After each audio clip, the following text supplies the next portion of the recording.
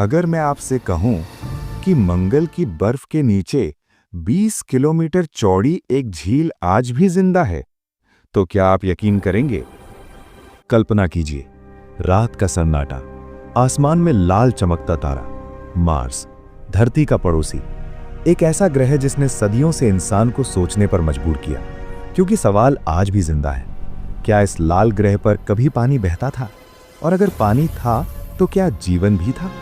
आज हम एक एक परत खोलकर देखेंगे इसके राज। मार्स को लाल ग्रह क्यों कहते हैं? क्योंकि इसकी सतह पर आयरन ऑक्साइड यानी जंग की मोटी परत जमी है। लेकिन क्या मार्स हमेशा से सूखा और बेजान था, या कभी यह भी धरती जैसा नीला और हरा था? अब कल्पना कीजिए, आप खड़े हैं मार्स के दक्षिणी ध्रुव पर, चारों तरफ बर्फ ही बर्फ, तापमान -70 डिग्री, हवा इतनी पतली कि सांस लेना भी मुश्किल हो जाए, और सूरज की रोशनी गर्म नहीं ठंडी लगती है।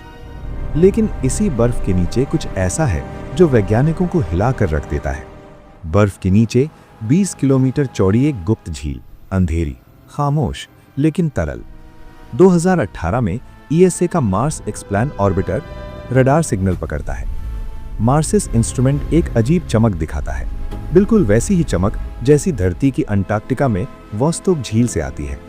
ऊपर सफेद बर्फ, नीचे कुछ गीला। लेकिन सवाल, इतनी ठंड में पानी तरल कैसे? क्योंकि ये सामान्य पानी नहीं, ये है नमकीन ब्राइन। इतना नमक, मैग्नीशियम, कैल्शियम सल्फेट कि पानी -68 डिग्री पर भी जमता नहीं। पेरक्लोरेट्स इसे तरल बनाए रखते हैं। और यहीं से सस्पेंस शुरू होता है। क्या इस झील में एलियन बैक्टीरिया तैर रहे हैं? क्योंकि धरती पर अत्यधिक नमकीन झीलों में भी जीवन मौजूद है। डेड सी, ग्रेट सॉल्ट लेक, जहां पर एक्सट्रीमोफाइल्स जिंदा रहते हैं। पानी, कार्बनिक केमिकल्स और ऊर्जा, जीवन की परफेक्ट रेसिपी। लेकिन वैज्ञानिक सावधान है, क्योंकि रडार सिग्नल गीली मिट्टी से भी आ सकता है। ये झील है या सिर्फ एक भ्रम? अगला कदम ड्रिलिंग। भविष्य के मिशन बर्फ चीरेंगे, सैंपल लाएंगे, और अगर माइक्रोब्स मिले तो मंगल की कहानी हमेशा के लिए बदल जाएगी। अब समय को 4 अरब साल पीछे ले चलते हैं। आज का सूखा मंगल नहीं, बल्कि एक गर्म, गीला ग्रह, जहां नदियां बहती थी, बारिश होती थी, झीलें बनती थी। उत्तरी गोलार्ध में 6 किलोमीटर गहरा महासागर, इतना पानी कि पूरा ग्रह 100 से 140 मीटर गहरे समुद्र में डूब जाए। हिलास प्लानिशिया, नैनेडी वैलिस, जेजेरो क्रेटर, सूखी नदी चैनल, डेल्टा स्ट्रक्चर, ये सब प्राचीन पानी के फॉसिल हैं। क्यूरियोसिटी रोवर गेल क्रेटर में पत्थरों की परतें देखता है, लेक बेड सेडिमेंट्स, सबूत कि यहां सालों तक पानी ठहरा था। फिर सवाल, सब गायब कैसे हुआ? क्योंकि मंगल का चुंबकीय क्षेत्र कमजोर पड़ गया, कोर ठंडा हो गया, और सौर हवाओं ने वायुमंडल को धीरे धीरे उड़ा दिया, जैसे एक वैक्यूम क्लीनर।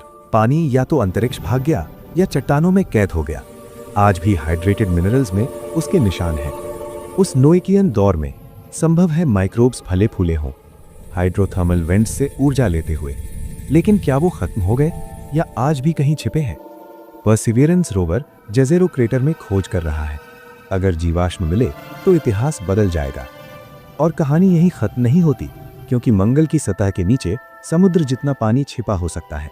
दरारों में, जेबों में, चट्टानों के बीच, ज्वालामुखियों के नीचे गर्मी है, और जहां गर्मी है वहां जीवन की उम्मीद भी। फिर है मीथेन का रहस्य। क्यूरियोसिटी ने मीथेन पकड़ी, लेकिन मीथेन जल्दी टूट जाती है। तो ये बन कहां से रही है? रासायनिक प्रक्रिया या कोई अदृश्य जीवन? एक्सोमार्स रोवर गहराई में ड्रिल करेगा।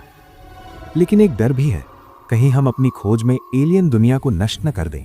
इसीलिए प्लैनेटरी प्रोटेक्शन। रोवर्स स्टरलाइज्ड होते हैं, ताकि धरती के माइक्रोब्स मंगल को दूषित न करें। सबसे बड़ा संकेत क्या? परसिवियरेंस ने कार्बनिक अणु ढूंढे। ऑर्गेनिक जीवन नहीं होता, लेकिन पानी, तलछट और अणु, खतरनाक संयोग। 2030 में मार्स सैंपल रिटर्न। सैंपल धरती पर आएंगे, लैब में सच सामने आएगा। अगर जीवन मिला तो हम अकेले नहीं।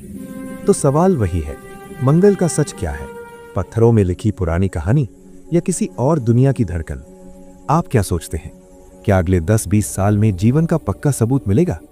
कमेंट में अपनी थ्योरी लिखिए, और जुड़े रहिए ऐसी ही साइंस मिस्ट्रीज के लिए। आशा करते हैं आपको ये जानकारी अच्छी लगी होगी। फिर मिलेंगे एक और नई जानकारी के साथ। तब तक के लिए धन्यवाद।